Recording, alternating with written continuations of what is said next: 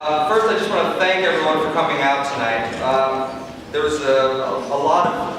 a lot of question marks over how many students we would get at this hour of the night, and this has been a year-long discussion over, well, will people come out at 10 p.m.? Will they come out this time of the year?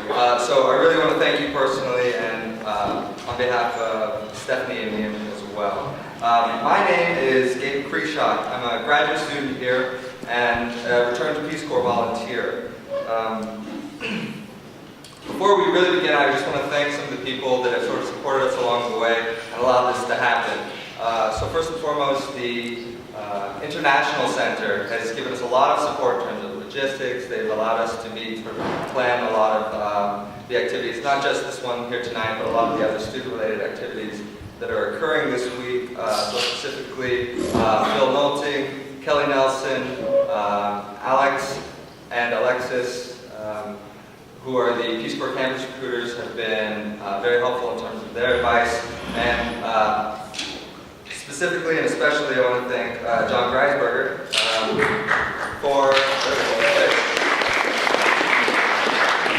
Without John, it's pretty safe to say that this might not have happened. He was the one that really pushed us to say, you know what, maybe you can do it at 10 o'clock at night, and people will show up. You just have to make it work.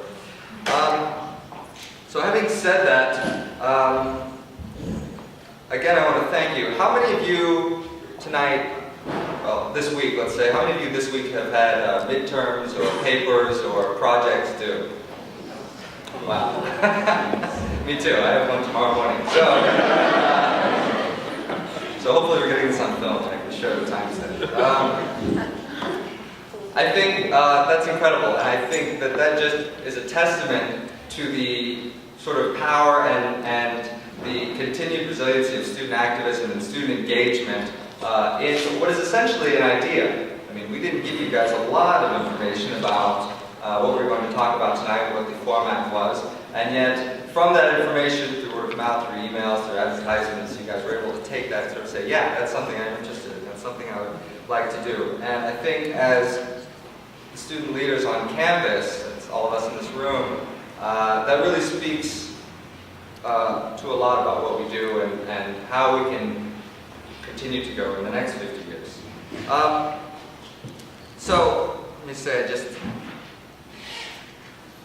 you know, last year as Stephanie and Ian and I were planning this, we were thinking, all right, we don't actually want to have just a 3-hour, or at that time 4-hour series of lectures. We don't want to have students sitting in an auditorium listening to people speak at them all night long, because that's frankly what we get during the day. So what we really wanted, well, not that, what we really wanted was to have a discussion. We're not coming out of this thinking that we're going to change the world, or that we're going to produce any amazing documents, or that you can somehow create an equivalent Peace Corps or something overnight. That's not the goal. The goal is really for us to sit down, have a conversation, and begin a dialogue about where we've come in the last 50 years. What has changed with student activism? What has changed on university campuses? How have the roles of campuses changed in the last 50 years? And how will they change in the next 50 years? How will that affect us moving forward beyond the university setting, as well as the next generations to come? So we really said, okay, let's put these tables together. No auditorium seating, we'll do tables. We're going to have people that randomly introduce themselves to one another, and we're going to set off about half the time, which we've done, for discussion. So you'll notice there's some paper on the middle of your table. Hopefully somebody has a pen. A couple of you have pens at the table. And if you could maybe designate someone to be a note taker, to just sort of jot down as we talk, and you'll get prompts along the way about some of the discussion questions that come up. Maybe you have one of the presenters will spark something, and we really want to talk about that. We want to have that as a record. We want to remember what's going on and what's been said. So, having said that, you know, this whole idea tonight about why we're here and why you're here is intrinsically related to the Peace Corps 50th anniversary celebration here. When I started learning about the history of Peace Corps, when we started sort of examining what the stories are about Peace Corps, you learn it's not just a story about Kennedy coming here one night speaking and then the next day the Peace Corps was created. This is a story about students. This is a story about active students, both individuals who could take an idea and run with it, as well as collective students, what they could do together to really turn that idea into action. So, with that, I'll stop speaking because I really want to introduce somebody who has done that to an amazing degree. In fact, we have a person who 50 years ago was standing on the steps, who heard Kennedy speak, who wrote a letter to the editor on the back of a napkin in the bottom of a restaurant one night. We have someone who was able to get students and faculty, graduate students, undergraduates, faculty, other people related to this idea, who are motivated about an idea, to sign a petition and then take that petition with thousands of signatures on it to Toledo, to Kennedy, and put it in his hand personally.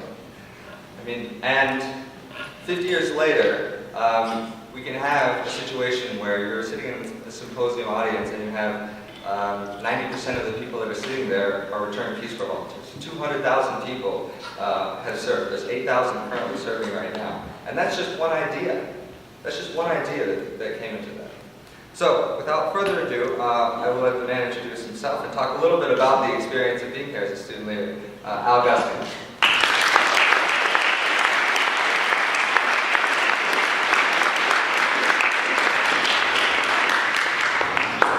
Introduce myself? I don't know about that. Well, I will try to, well, first of all, I'd like to say how thrilled I am to be here. It literally has been 50 years since I've taught at this building. And maybe before some of your parents were born. No, and I was a graduate student in social psychology at the University of Michigan. I grew up in New York, went to Brooklyn College, got my bachelor's degree there, and then went to the far west, to Ann Arbor, Michigan. You got to understand that New Yorkers really did think that was pretty far out there. Some of you may have seen the New Yorker picture of the New York person's conception of the whole country. And you know, New York is huge, all the streets, and New Jersey is a brown sliver, and the far west is sort of somewhere near Michigan. At any rate, so I came here pretty naive. I came here to study social psychology with some of the most famous social psychologists in the country. It was an absolute marvelous program. And I basically expected in hopefully 4 years, maybe 5 years, to write a dissertation and then to train other people how to be social psychologists. Isn't that what you do when you get your PhD and you go off to a university? In those days, there were a lot of jobs at universities, unlike today. And so it was. It wasn't a time that I was looking to be a student activist. I mean, I had some of those leanings and feelings about maybe it would be fun to get involved, but as a graduate student at that point, the graduate students did not get involved in any kind of student activities. That was just not what you expected. And then, you know, sort of, I don't know, I just got involved. But before I tell a story, how many of you know the story about what happened? A lot of you? So, I won't tell it all in detail then. I'll throw out 10 pages. I was going to lecture you for a half an hour, see about it. But at any rate, there was an interesting little story about the University of Michigan now has done a wonderful job of saying the students really initiated this whole movement of the Peace Corps. On the 20th anniversary, however, they were going to have an event on the steps of the Union. It's a wonderful story. Secretary of State Muskie was there. Martin Luther King's daughter was there. President Harold Shapiro, at that time, was the president, I believe, in 1980. And Sergeant Shriver, of course, was there. No student was going to be invited. And what happened is the students did research. And you went into the archives of the Michigan Daily, and they started reading about how this thing all started. And it turns out the students actually started it, not the Secretary of State. Not the president of the university, not anybody else, but it was the students who decided to get involved. And so the students demanded the administration of the Peace Corps invite one of the student leaders to come. And so I actually talked at the 20th anniversary. So the whole notion of this being the kind of what we celebrate today was not always really thought of as a significant event in Michigan's history, or that the students were critical. And I would say that without, and Sergeant Shriver has actually said, the founding director of the Peace Corps and President Kennedy's brother-in-law, he said that without the students at the University of Michigan responding the way they did, the Peace Corps would still be an idea. That it was the response of students that actually convinced Kennedy that he said, I have a winning item. And so that whole issue of how the students, not only 50 years ago, but 30 years ago, really sort of grabbed onto the idea. The story is an interesting one. Kennedy came and he was going to go to sleep, and he was met by 10,000 people. It wasn't raining as hard as it's tonight, but it was a slight drizzle, a little cooler than tonight. And 10,000 people came, but the press was told that nothing was going to happen. So basically, they were not there. The only coverage of this was the Ann Arbor News and the Michigan, which doesn't exist anymore, I'm told, and the Michigan Daily. And he was faced with these students, and he just off the cuff said things about challenging us, that how many of you are willing to serve? And it really was like electrifying, because it was a lark for a lot of us to be there. I mean, it was the end of the third Nixon-Kennedy debates, and we were watching it on TV, and so, well, why not go? Maybe he's going to be the president, we'll go hear him. And it was a party atmosphere. I mean, it wasn't sort of like, it was a campaign, and everybody's waiting, and some of you may have heard the story. In those days, women had curfews, and I know that sounds strange. But women had a curfew. You had to be back in the dorm by about 10 o'clock or 11 o'clock, or you would get in trouble. And so what would happen is that, but there's no way the dean of women, it was the dean of women then, would dare, even though she did a lot of crazy things, there's no way she would dare these 10,000 students, the future president of the United States coming. So you'd hear over the loudspeaker every half an hour, the curfew has been set back for another half hour. The curfew has been set. Literally, he came at 2 a.m. So it wasn't exactly a very serious crowd. But it was electrifying. You probably have heard Kennedy speak, and he was a very powerful speaker.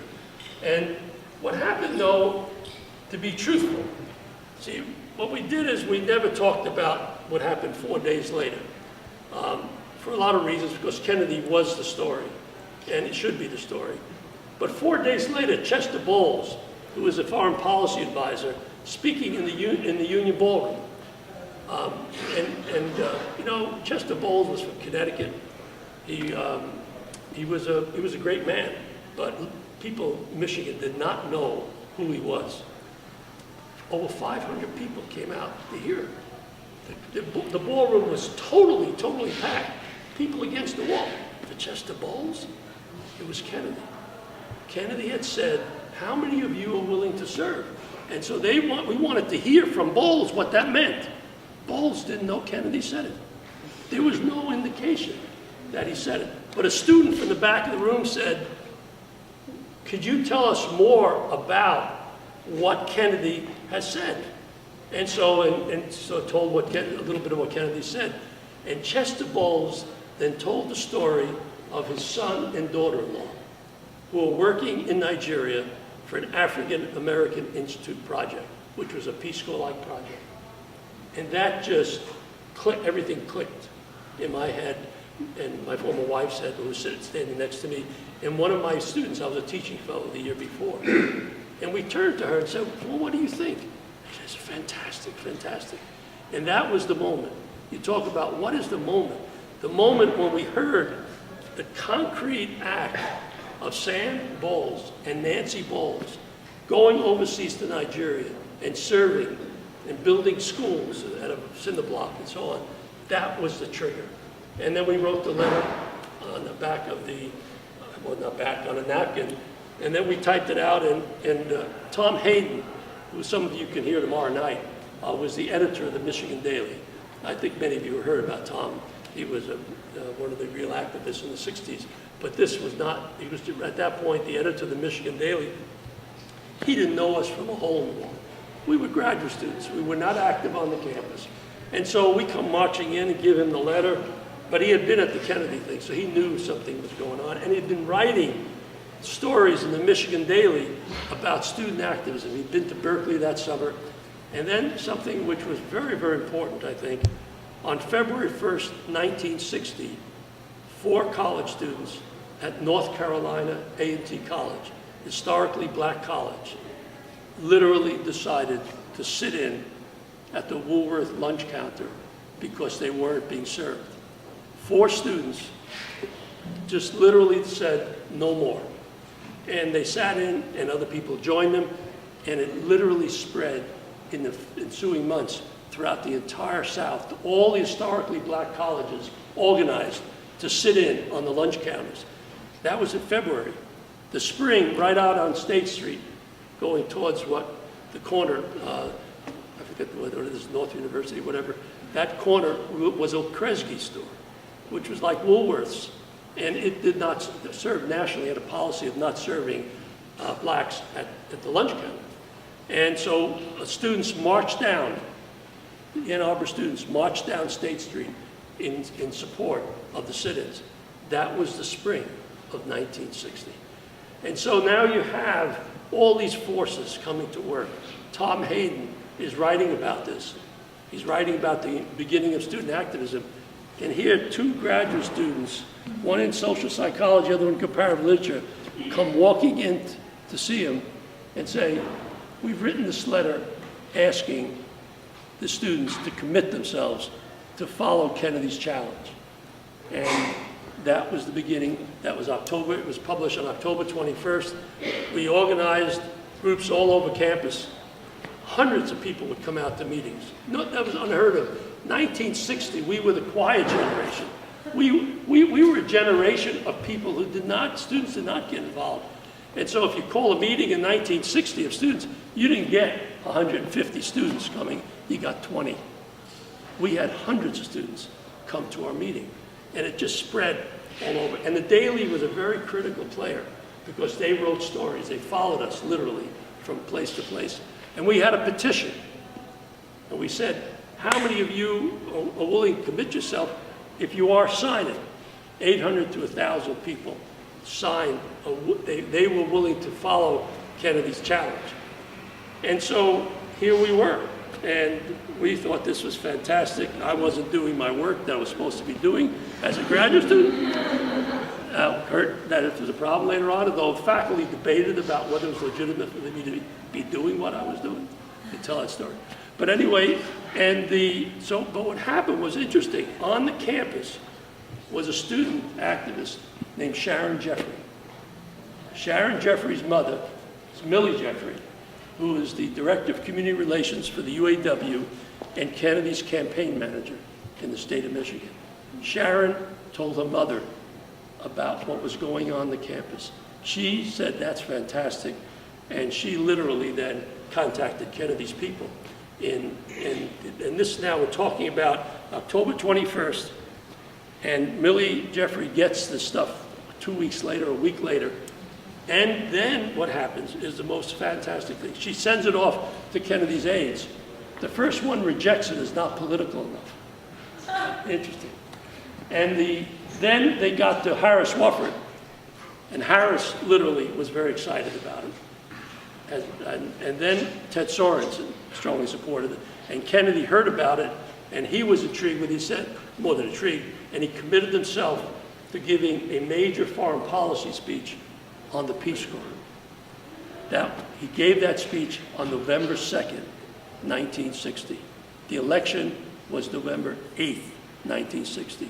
He spoke at the University of Michigan on October 14th. 3 weeks from the beginning to Kennedy's giving the speech. And then he asked to see us.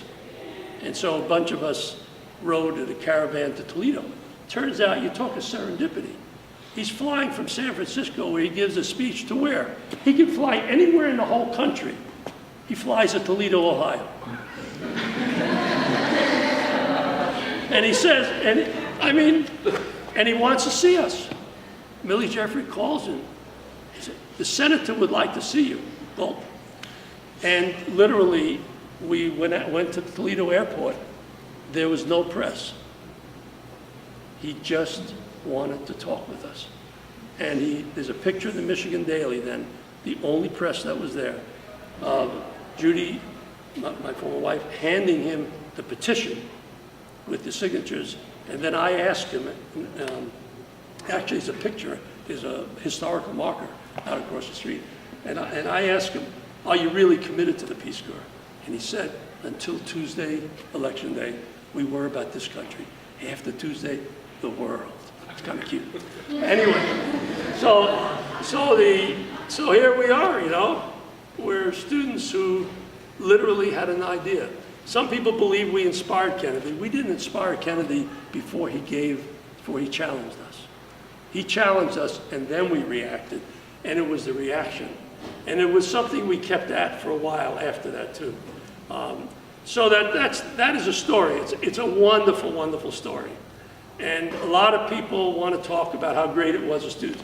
But if Tom Hayden was not the editor of the Michigan Daily, if Millie Jeffrey's daughter wasn't on the campus, and if the students in North Carolina A&T didn't go to do the sit-in, if the students in the North didn't support the students in the South, there may never have been a Peace Corps. Everything is a context, isn't it? So that's a story. But the 1960s students were very different than your generation. I like a question. How many of you have served internationally, overseas, or done some very significant service? Can you show a show of hands? How many of you plan to do something? Amazing. In 1960, if there were this many people in the room, maybe one of the tables. It's just a very, very different era. It's much more innocent, much less active, and much less complex world. These days, students are involved in all kinds of activities. In fact, I was handed something, so you should sign a petition. They said, well, you started this thing with a petition. How about saying something so all of you will sign a petition? So here's a thing I'll read because I've been told to read. No, I've been asked to read it. Service World has launched a new international service declaration commemorating the original petition that inspired the creation of the Peace Corps and celebrating the future of international service. Service World aims to realize President Kennedy's original vision to send 100,000 volunteers abroad annually. They would like you to visit we didn't have those things in my day. Like you to visit www.ourserviceworld.org, where you can learn more about Service World and sign the declaration. I urge you to do that if you're so moved. It was the students at this university who committed themselves 50 years ago to do something. It has an effect. It has an effect. I'll just say a few more things.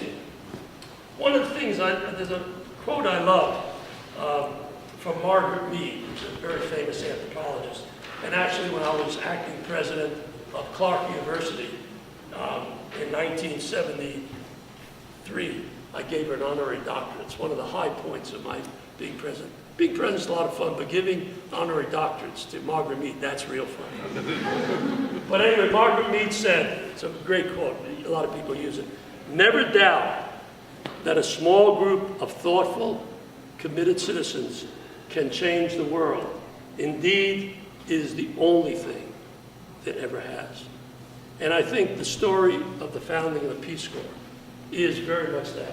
The story of Teacher Corps is very, very, very much that. The story of many of the movements that was started by young people started with very, very few people being committed to doing something. But I'd say one other thing, and I'll sort of begin to conclude, because I have a feeling I have my time around. And that is, well, I should say that I still teach, and I teach in a program, PhD program in leadership and change. So I very much think about how you change things, organizations and others. And I spent my life as a university president, 23 years of doing that. And so I know how change doesn't happen in universities. No, I'm just teasing. But universities are terrible in terms of changing anything. I think somebody described them as a cemetery, which, you know, it's like changing things. Anyway, but it's all seriousness. They're great institutions, and I love doing it. But one of the key issues is the courage to commit. That's very, very important. But I would say to you that just as important, in fact, more important, is perseverance. It's the ability to persevere in the face of opposition, which ultimately leads things to happen.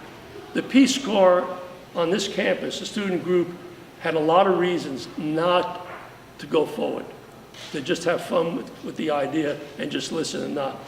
I mean, I paid a little bit of price with some of the faculty members. There was a big debate in the department about, was it legitimate for a social psychology, great program, I loved it, student to be so involved in activism. And it was a number of faculty members, who, one of them being my mentor, who said, yes, it is.